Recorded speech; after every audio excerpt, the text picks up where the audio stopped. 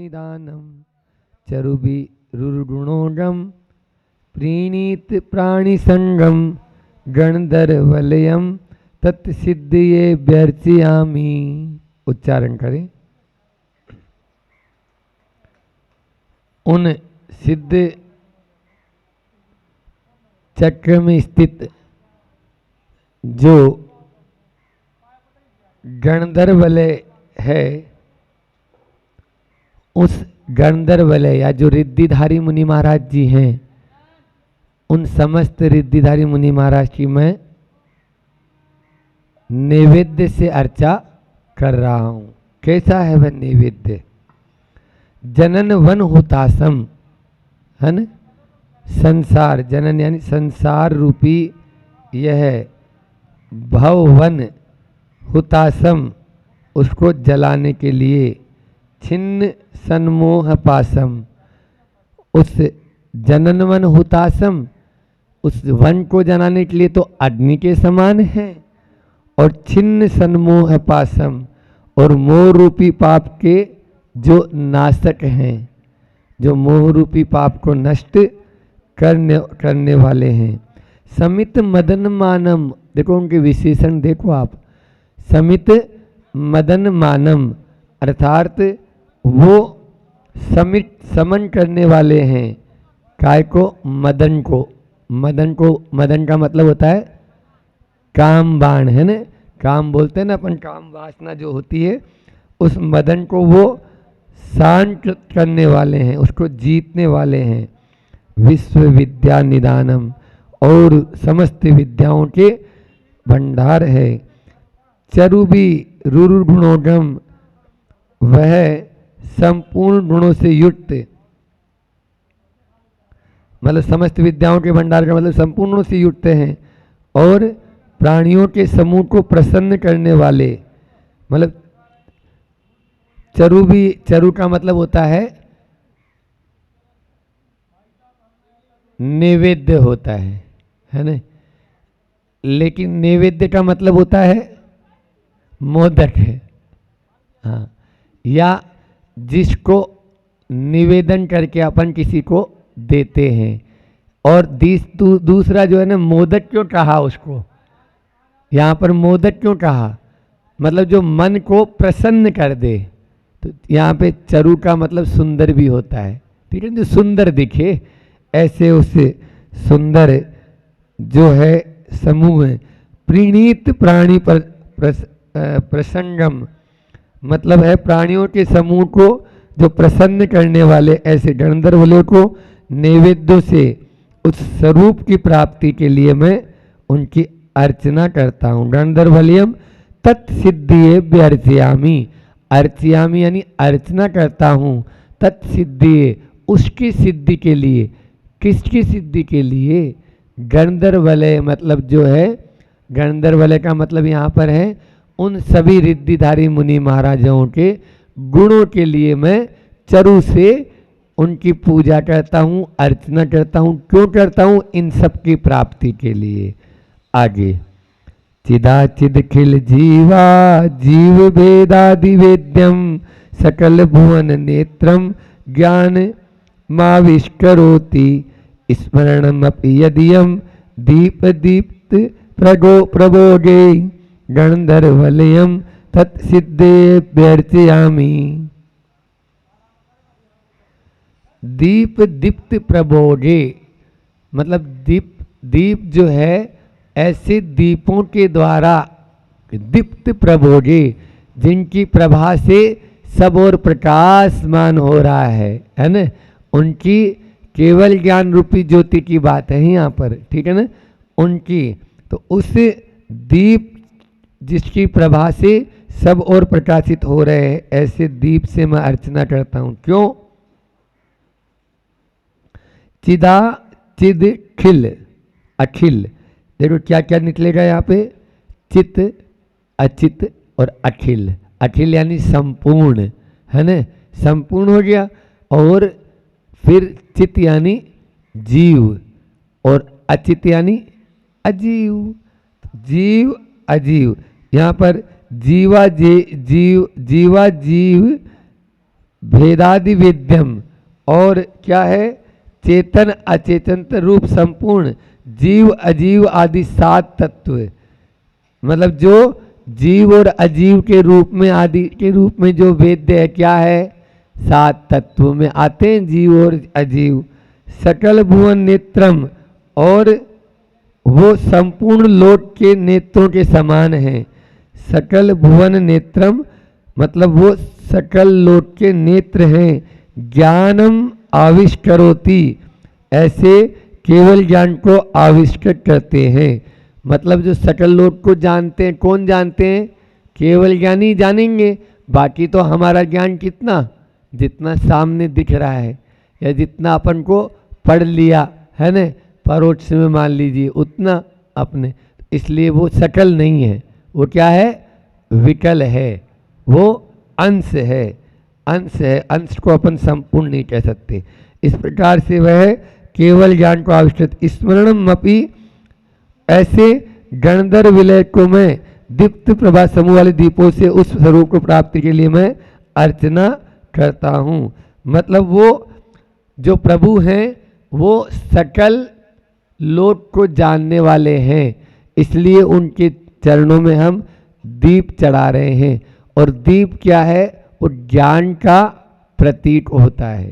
क्या का प्रतीक होता है, अपन लोग बोलते भी है ना, महामोह अंधकार विनाशनाय केवल ज्ञान प्राप्ताय दीपम, ऐसे भी बोल देते हैं ना। अगला, भवति न भवभाजाम ध्यान तो यस्य पीड़ा गदिति क्षितिरक्षय प्रेत भूत प्रसूता अगुरु तुइत बास्वस चंदनोद भूत धूपै गणधर वलयम तत्सिद्धे व्यर्चयामी। न भव भाजाम, भव यानी होता है संसार, संसार के जितने भी जीव हैं, भाजाम का मतलब जीव, भव भाजाम, वो न भवती नहीं होती, क्या नहीं होती, यस्य पीड़ा, ऐसी पीड़ा उनको नहीं होती है। मतलब संसार के प्राणियों को पीड़ा नहीं होती है। कौन सी पीड़ा, देखो कितनी सारी बता रहे हैं। गहदिति क्षितिरक्ष प्रेत भूत प्रसूता, मतलब ग्रह ये होते हैं ना, 9 ग्रह बोलते हैं ना, क्या बोलते हो आप लोग, हाँ, तो इनकी कोई बाधा, उसको शनि राहु ने का प्रकोप है, शनि का प्रकोप है, इनके ऊपर तो अब 7.5 लग गई है, ऐसा हो गया वैसा हो गया, ये सब नहीं होता प्रभु की पूजा से। फिर और क्या है, दैत्य मतलब राक्षस, द्वितीय यानी राक्षस, फिर क्रोधित राक्षस मतलब क्षितिरक्ष, प्रेत, भूत और प्रसूता आदि के द्वारा, प्रसूत यानी उत्पन्न हुई पीड़ा जो है कष्ट नहीं देती है। कौन को नहीं देती है, हाँ, अगुरु तुहिन बास्वस चंदनोद भूत धूपे, जो ऐसे गणधर वलय की मैं अगुरु कर्पूर और उत्तम चंदन से बनी हुई धूप से उस स्वरूप की प्राप्त करने के लिए मैं अर्चना करता हूँ। मतलब यानी अर्थ देखो, अपनी भाषा में इसको मैं बोल देता हूँ कि जो भी प्रभु का ध्यान करता है, प्रभु की पूजा करते हैं, उनके ध्यान से, उनकी ध्यायति आया ना, यहाँ ध्यान तो पहली लाइन में देखो, भवति न भवभाजाम ध्यान तो यस्य पीड़ा, उनके ध्यान से किसी प्रकार की भी कोई पीड़ा नहीं होती है, सब पीड़ाएं अपना आप ही दूर हो जाती है। इसलिए ऐसे ग्रह हो, राक्षस भूत प्रेत हो, राक्षस हो आदि की सब बाधाएं उनकी दूर हो जाती है इन गणधर वलय के तत्सिद्धय व्यर्चयामी, मतलब उन रिद्धिधारी मुनि महाराज की पूजा अर्चना। फलमतुलमनंतम मुट्टिशोच्यम प्रदीप्तम फलति विपुल सेवा सम्यगावी कृतोच्चयी असदृश महिम श्रीमंदिरम मातुलिंगे गणधर्वलयम तत्सिद्धि अभ्यर्थयामि। बोलो, मतलब प्रभु की पूजा से क्या क्या मिलता है? देखो, फलम अतुलम अनंतम, अनंत और अतुल फल की प्राप्ति होती है। और मुक्ति सौख्यम, मुक्ति रूपी सुख की भी प्राप्ति होती है। प्रदीप्तम, मतलब जो प्रदान करती है, प्रदीप्तम का मतलब यहां पर अनंत सुख जो प्रदान करती है। फलती विपुल सेवा, उनकी जो सेवा है, प्रभु की अर्चा है, पूजा है, वह फलती फल देती है। सम्यक गावी कृतोच्चयी, मतलब सम्यक प्रकार से करने से, मतलब उनकी पूजा अच्छे तरह से करने से हमें क्या क्या मिलता है?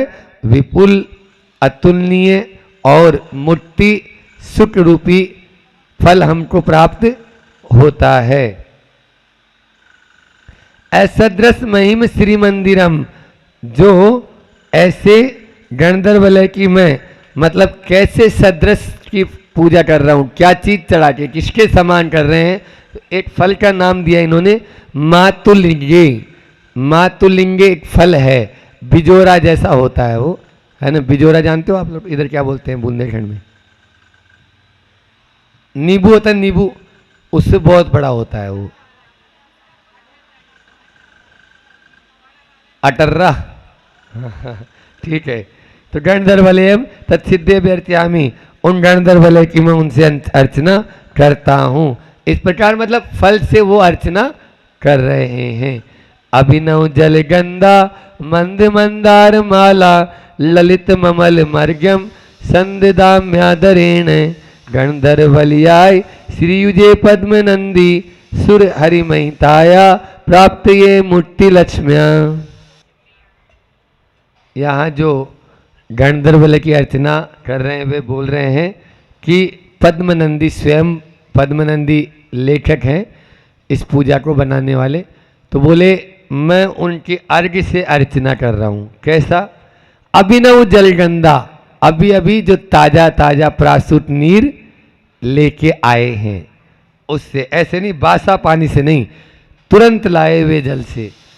मंद मंदार माला, और विशाल मंदार पुष्पों की माला, सुंदर सुंदर पुष्पों की माला।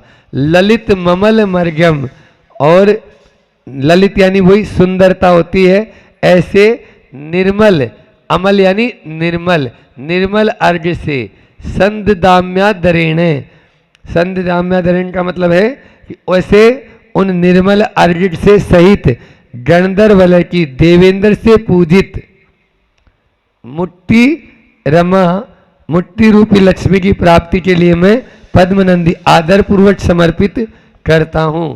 सुर हरिमहिताया, लास्ट लाइन में देखो, सुर हरिमहिताया, ऐसे उन देवेंद्र और भगवान के महिताया प्राप्त मुक्ति लक्ष्म्या, मुक्ति रूपी लक्ष्मी की प्राप्ति के लिए।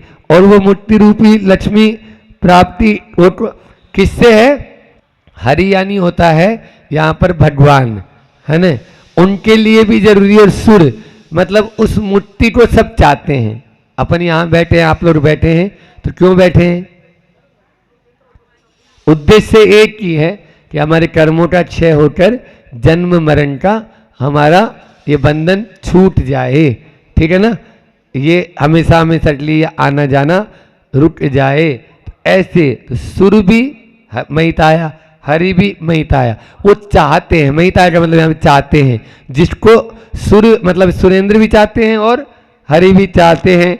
ऐसे उस मुक्ति रूपी लक्ष्मी की प्राप्ति के लिए गणधर्वलयाय श्री युजे, गणधर्वलय की मैं श्री सहित, युज यानी सहित, श्री सहित जो गणधर्वलय है उसके लिए मैं यह, मतलब श्री का मतलब होता है अनंत चतुष्ट। वैसे आपको बताएं, श्री जो है देखो तीन चीज है, ओम रीम श्री, समझ लो, ठीक है ना? क्योंकि पूजा तो अपनी पूरी हो ही गई है। हमने इसी की पूरा, मैंने बोला अधूरी नहीं छोड़ो, कल होना नहीं है, फिर काय के लिए बीच में छोड़े। तो श्री ओम ह्रीम श्री है ना, ओम काय का प्रतीक होता है बताएगा कोई? बहुत बढ़िया। ओम कैसे बना है?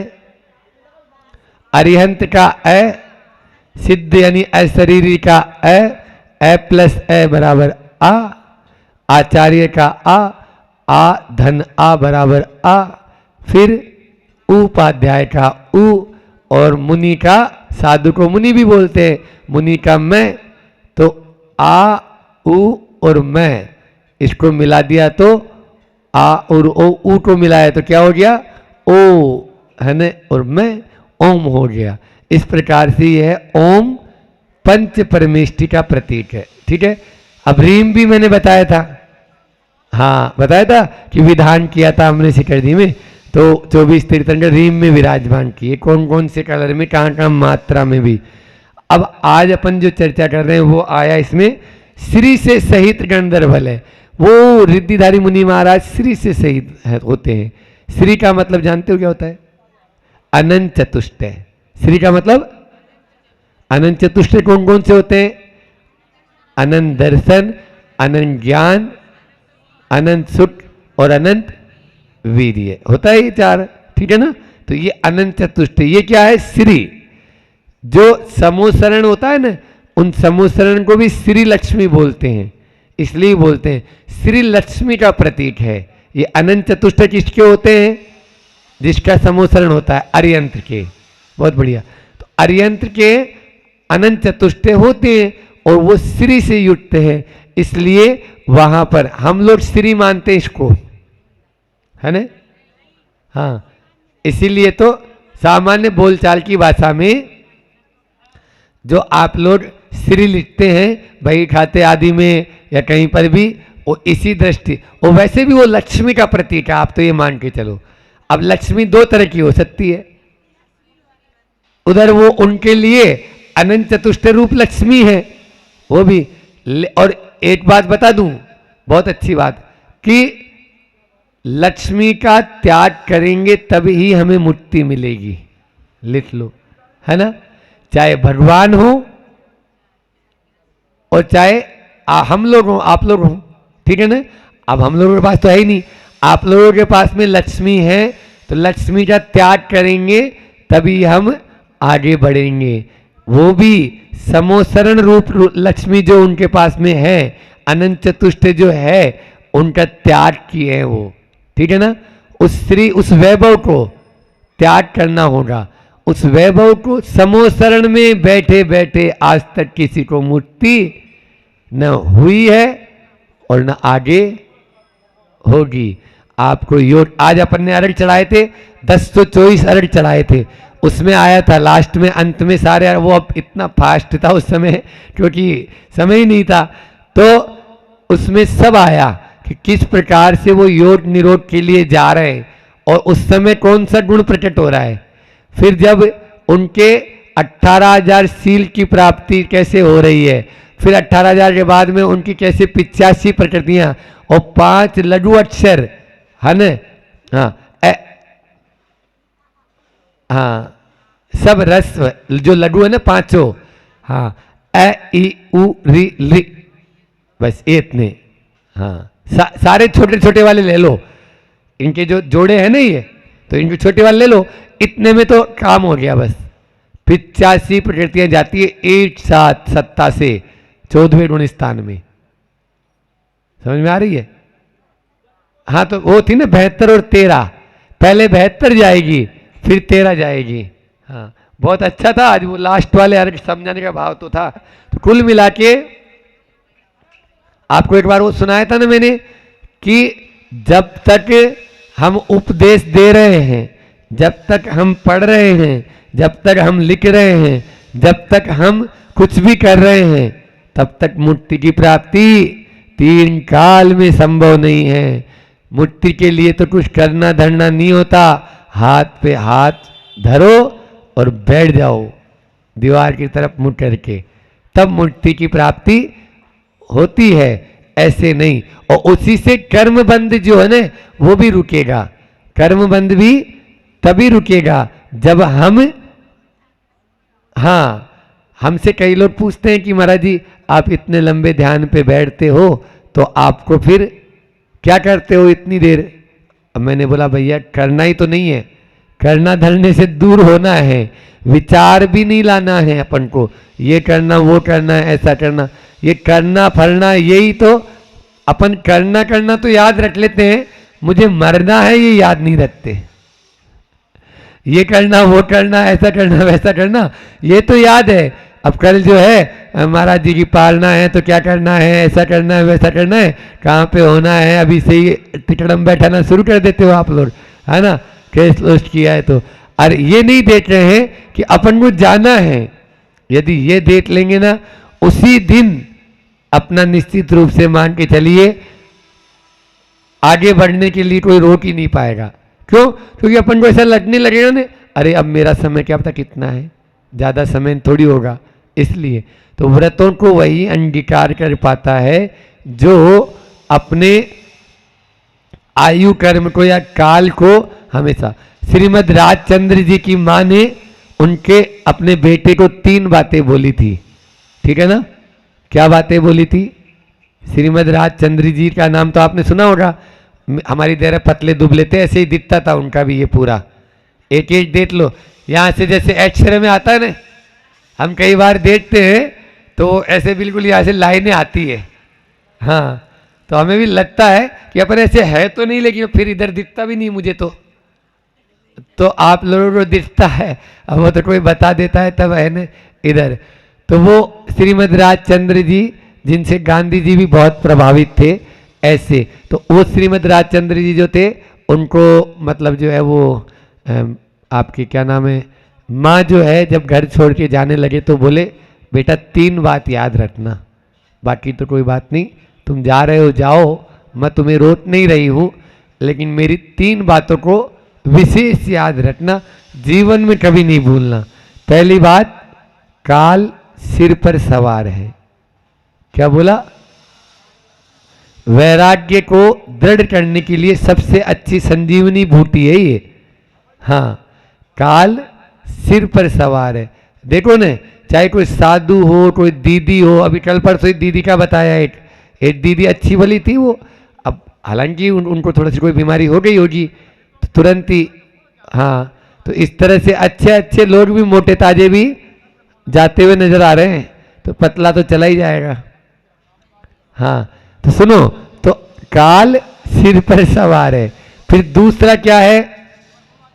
दूसरा है पांव उठाते ही पाप लगता है।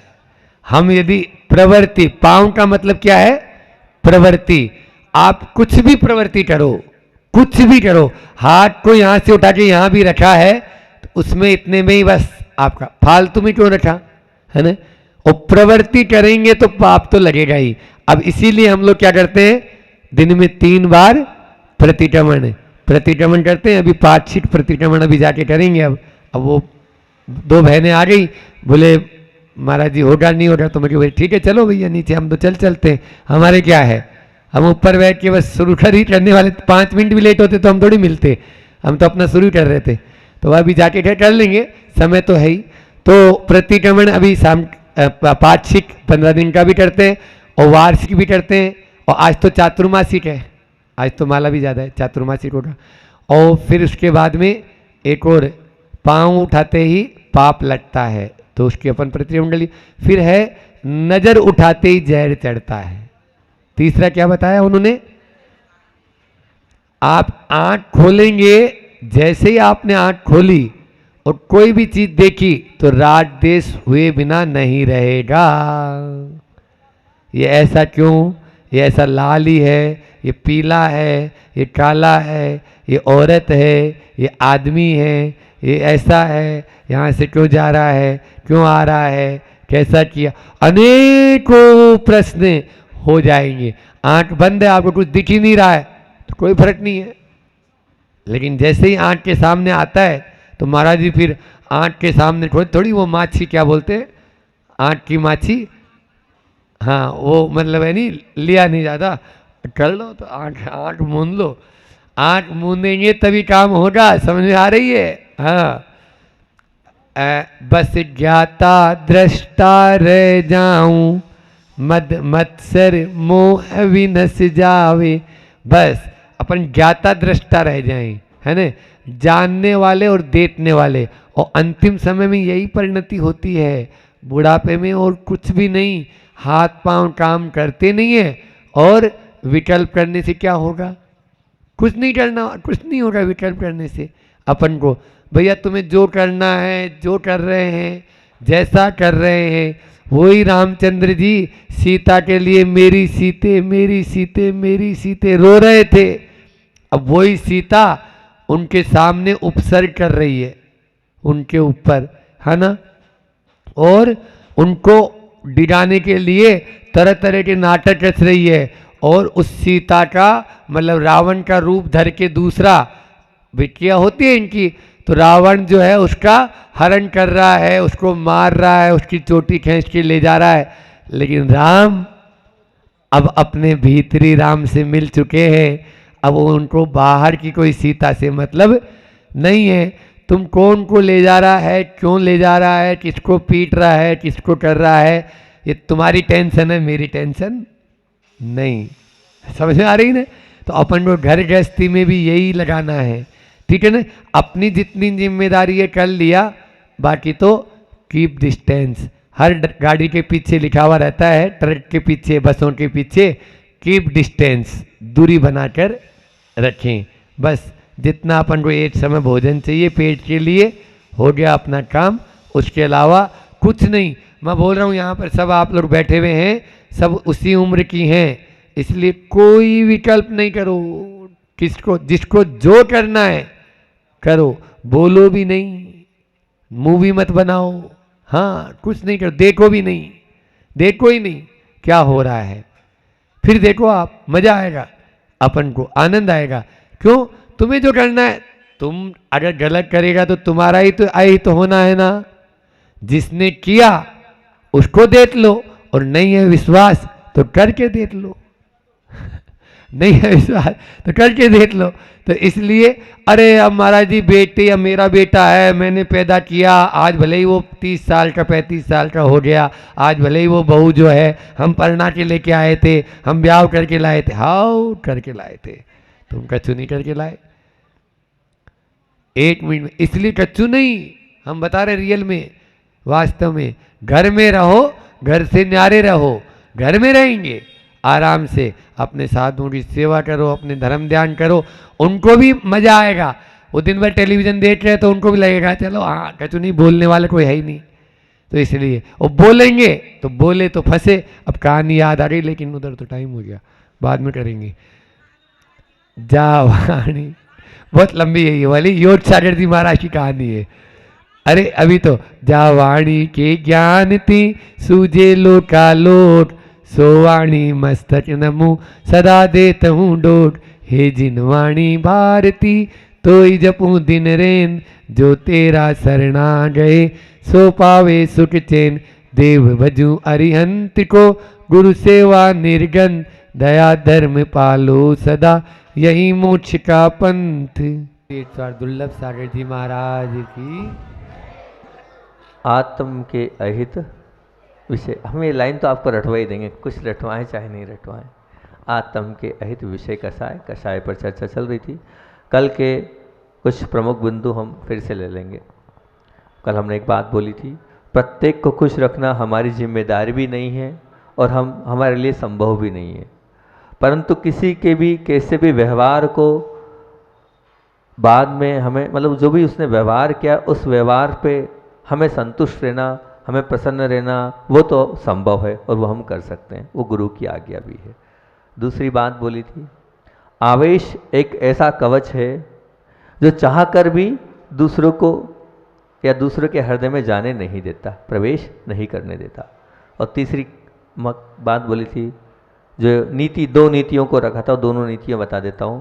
पहली नीति थी, तुम्हारे दुश्मन को मित्र बनाने के लिए तुम 1000 अवसर देना, पर तुम्हारे मित्र को दुश्मन बनने का एक भी अवसर मत देना। और फिर बोला था, बोलो आप लोगों को, सांड के आगे से, गधे के पीछे से और शेर के नज़दीक से नहीं छेड़ना, परंतु क्रोधी के तो कहीं से मत छेड़ना। बहुत अच्छी बात है। कल मैंने आपके सामने बात रखी थी कि क्रोध करने से शरीर पर भी प्रभाव पड़ता है, और कुछ नई चीज़ें मिली थी तो मैंने कहा वो आप लोगों के सामने रखूँ, क्योंकि वैसे तो आपने देखा भी है क्रोध करने से आंखों में लालपन आ जाता है, ये सामान्य बात है। देखते भी उसकी आंखें लाल हो जाती, खून उतर आता है उसकी आंखों में, जो भी क्रोधी व्यक्ति होता है। देखा भी होगा, शरीर कांपने भी लगता है, ये भी आपने देखा होगा। हृदय की धड़कनें बढ़ जाती है, ये भी आपने देखा होगा। परंतु अभी कुछ नई चीज़ें, 4-5 चीज़ें जो मिली वो आपको बताता हूँ। क्रोध करने से शरीर में इस प्रकार के हार्मोन्स उत्पन्न होते हैं जो एक प्रकार से विषाक्त होते हैं, और उस विषाक्तता का जो प्रभाव पड़ता है वो आपकी पाचन शक्ति पे पड़ता है। अर्थात आपकी पाचन शक्ति पर बहुत ज़्यादा प्रभाव आपके क्रोध करने से पड़ता है। आपकी पाचन शक्ति खराब होती है, और जब पाचन शक्ति खराब होती है, अब आपका आहार आप जो कर रहे हो वही पचेगा नहीं, तो अनेक प्रकार की बीमारियों में वो कारण होगा आपका आहार। तो प्रमुखता से आपका क्रोध आपकी पाचन शक्ति को क्या करता है? खराब करता है। और उसके बाद जो रक्त, वो तो ठीक है, अब जो रक्त विकृत हुआ है उस विषाक्त होने से, तो शरीर में पीलापन आता है, शरीर में पीलापन आता है, और तो और नसों में तनाव आता है। और रीढ़ से संबंधित जितनी बीमारियां हैं, अधिकतर रीढ़ से संबंधित बीमारियों में क्रोध को महत्ता दी गई हैगी। आप क्रोध करते हैं तो आपकी रीढ़ में तकलीफ होगी। पढ़ा तो बड़ा ऐसा लगा कि अच्छा ऐसा भी है, ये रिसर्च वर्क है कि जिनको होती, अधिकतर एक सामान्य से रिसर्च वो होती कि ज़्यादा दूसरी चीज़ों से भी हो सकता है, लेकिन महत्वपूर्णता से रीढ़ से संबंधित दर्द काय से होता है? तो बोले क्रोध करने से होता है। दूसरी बात बोली, उसको देखकर, उसको भी पढ़कर बड़ा आश्चर्य हुआ। जो क्रोधाभिभूत माँ होती है, अगर वो माँ अपने बच्चे को क्रोध करने के बाद बच्चे को दूध पिलाती है, तो वो जो बच्चा होता है उसको मरोड़ हो जाती है, उसको दस्त लग जाते हैं, उसका पेट खराब हो जाता है। उसका क्या हो जाता है? पेट, मतलब पेट खराब हो जाता है। उस मतलब आप तो ठीक हो, लेकिन आपकी संतान पर भी उस क्रोध का प्रभाव पड़ रहा है। वो जो तत्व है आपके बच्चे के अंदर भी प्रवेश कर रहे हैं, कैसी बात है। दूसरा, जो माँ हमेशा चिड़चिड़ापन करती है, और माँ अगर उस बच्चे को दूध पिलाती है, अपने बालक को, अपने शिशु को दूध पिलाती है, तो अनेक जीर्ण रोगों का कारण है, अनेक जीर्ण रोगों का कारण है। आपके माध्यम से किया गया क्रोध आपके बच्चों की बीमारी का कारण हो सकता है, होता है। ऐसी रिसर्च है, मैं नहीं बोल रहा हूँ, जो एक डॉक्टरी रिपोर्ट आई है उसको मैंने पढ़ा और वो मैंने आपके सामने रखा। यहाँ तक कि उनका तो कहना है कि जो गर्भ अवस्था में 2 कारण दिए थे उनने, एक कारण तो अपने संबंधित है, दूसरा कारण दूसरा आएगा।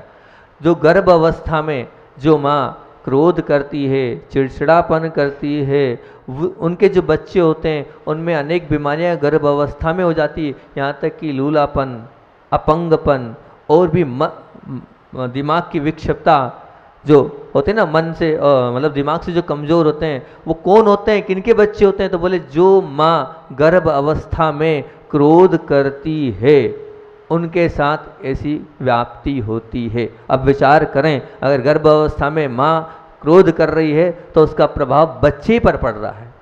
ये उनने अपनी रिपोर्ट में दिया है कि जो माँ बहुत ज़्यादा वाद विवाद में पड़ती है, क्रोध करती है, चिड़चिड़ापन करती है, आवेश में रहती है, तनाव में रहती है, उन माँ के बच्चों के साथ ये घटना घटती है और हो रहा है, होते दिख रहा है। दूसरा हेतु उन्होंने ये दिया था, हालांकि वो इस प्रकरण का नहीं है, लेकिन बात आई थी, बोले महाराज जी आप लोगों को ये बताना चाहिए अपने प्रवचनों के माध्यम से।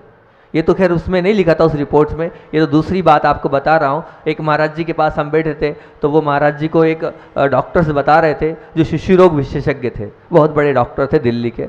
उन्होंने बहुत अच्छी बात रखी, बोले महाराज जी साधु संतों को मतलब हिचकिचाहट नहीं करना चाहिए, ये साधु संतों को बताना चाहिए और सबके बीच में रखना चाहिए इस बात को कि जब गर्भस्थ अवस्था होती है उस समय माँ को पूर्णतः ब्रह्मचर्य व्रत का पालन करना चाहिए। अगर वो पूर्णतः ब्रह्मचर्य व्रत का पालन नहीं करती है तो उसका प्रभाव शिशु पर पड़ता है और फिर वो शिशु मंद बुद्धि होता है, लूला होता है, अपंग होता है।